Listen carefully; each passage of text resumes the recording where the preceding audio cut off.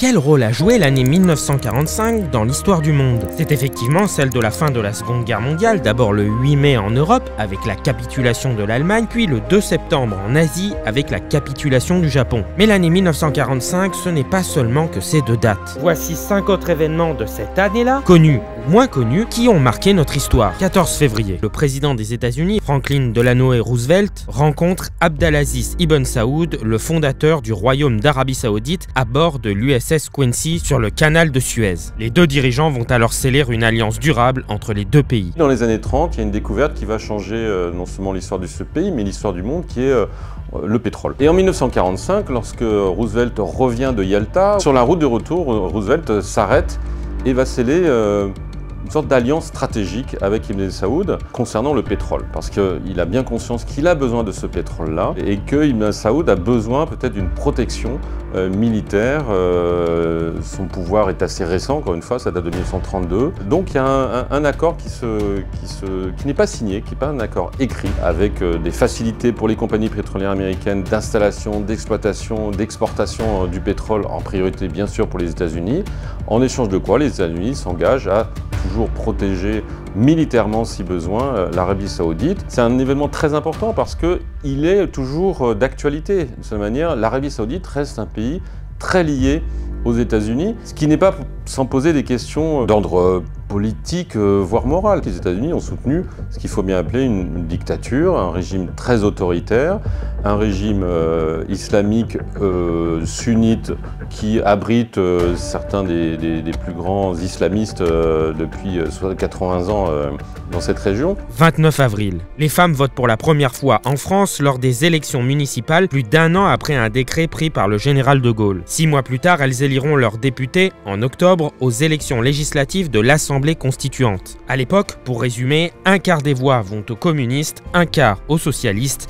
et un quart au Parti démocrate chrétien du MRP. Ce qui se passe à la fin de la Seconde Guerre mondiale, ce qui s'est déjà passé à la fin de la Première Guerre mondiale, c'est qu'on se rend compte que les femmes ont beaucoup participé à l'effort de guerre, raison pour laquelle en 1918, beaucoup de femmes avaient réclamé le droit de vote. À 4 reprises, le droit de vote est arrivé à la Chambre des députés puis au Sénat, et à 4 reprises il était retoqué, notamment par le Sénat. Pourquoi? Parce que le Sénat français était tenu par le Parti radical socialiste, qui était très anticlérical et qui considérait que si on donnait le droit de vote aux femmes, les femmes allaient voter comme leur curé, parce qu'elles sont supposées être plus bigotes ou croyantes et chrétiennes que leur mari, et donc on allait favoriser les partis réactionnaires, cléricaux, bref, de droite. Les femmes ont joué un rôle essentiel dans la résistance. Donc De Gaulle lui-même, dès 42-43, dit il faudra qu'il y ait le vote des femmes. peut-être que ce vote féminin, notamment pour les municipales où il y a encore plus d'1 million de Français hommes qui sont prisonniers en Allemagne, qui ne sont pas revenus de déportation ou d'internement, donc il y a plus de femmes que d'hommes qui votent. Peut-être que ça a favorisé, parce que le résultat des municipales d'avril-mai 45, c'est quand même la plupart des grandes villes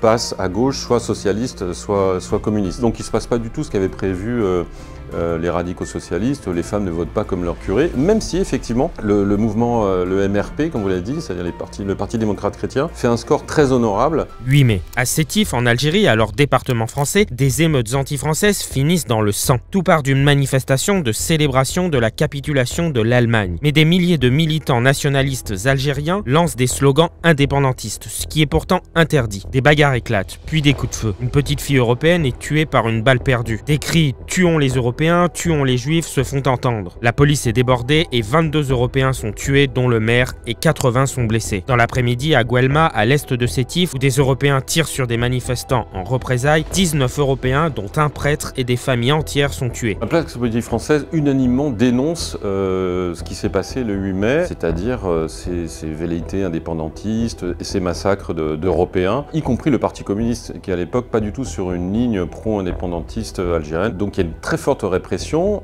qui n'est pas du tout condamnée par qui que ce soit en métropole. En réponse aux émeutes, la répression est féroce le lendemain. Des villages du Constantinois sont bombardés, des maisons brûlées et des innocents tués. On estime entre 5000 et 10 000 le nombre de victimes de la répression. Cet événement est important parce qu'il annonce un petit peu ce qui va se passer à partir de 1954 et la Toussaint Rouge, c'est-à-dire qu'il y a vraiment une fracture entre les catégories de population en Algérie. Ça aurait dû sonner comme un avertissement pour les autorités françaises, se dire « Ah, il y a peut-être quelque chose qui ne va pas dans notre département d'Algérie. Peut-être qu'il faut vraiment accorder plus de droits aux indigènes, notamment des droits électoraux, des droits civiques. » Cet événement est important parce qu'il va hanter les mémoires et puis prendre de l'importance dans la mémoire immédiate à la fois des indépendantistes et des Européens. Pour les indépendantistes, c'est la preuve qu'il faut vraiment se débarrasser de l'occupant français parce qu'il n'a qu'une réponse à nous donner, c'est nous tirer dessus. Et chez les Européens, une terreur, parce qu'il y a vraiment une chasse à l'homme qui a eu lieu et de civils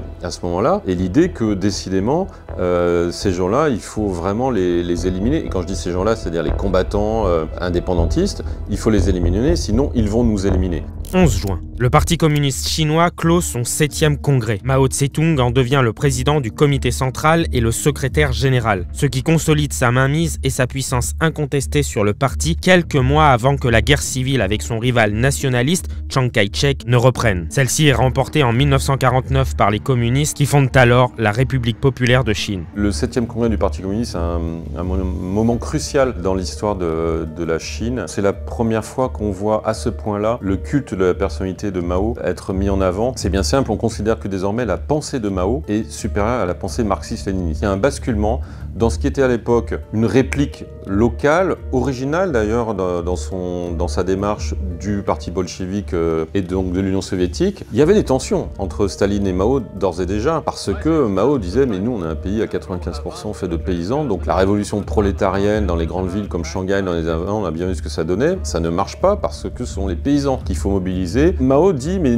on va faire un communisme à nous, original, lié en plus à la civilisation chinoise qui n'est pas la même que la civilisation russe, qui est quand même semi-européenne. Il y a l'idée que maintenant le parti doit être totalement centralisé, et le parti qui est appelé à prendre le pouvoir un jour. Donc ça veut dire que le pouvoir chinois sera centralisé, parce que la Chine des années précédentes, c'est quand même des seigneurs de la guerre qui se partagent des territoires. La Chine du Nord n'est pas la même chose que la Chine du Sud, etc. Ça annonce vraiment ce que sera effectivement la Chine populaire à partir de 1949. Et j'ajoute que ce 7e congrès arrive en 1945, après 2 ans de purge, mais de purge totale du parti, par Mao Tse-tung, où grosso modo on se débarrasse des rivaux en prétendant que c'est pour des raisons idéologiques, alors que c'est souvent pour des raisons de rivalité. Et bien ce qui fait là, dans ces années-là, qui se conclut par ce 7e congrès, c'est ce qu'il fera dans les années 60 avec la révolution culturelle. 6 août. L'avion américain baptisé Enola Gay largue une bombe nucléaire à l'uranium sur la ville d'Hiroshima au sud-ouest du Japon. 75 000 personnes sont tuées par l'explosion et la tempête de feu qu'il provoque en quelques secondes. Un tiers de la ville est détruit. 3 jours plus tard, 300 km plus loin, au sud-ouest, à Nagasaki, une bombe au plutonium plus puissante provoque un champignon atomique de 18 000 mètres d'altitude et fait 35 000 morts. Les Américains utilisent la bombe atomique parce qu'ils se rendent compte que la guerre contre le Japon, à moins d'un débarquement qui est programmé d'ailleurs par les Américains sur l'île d'Honshu,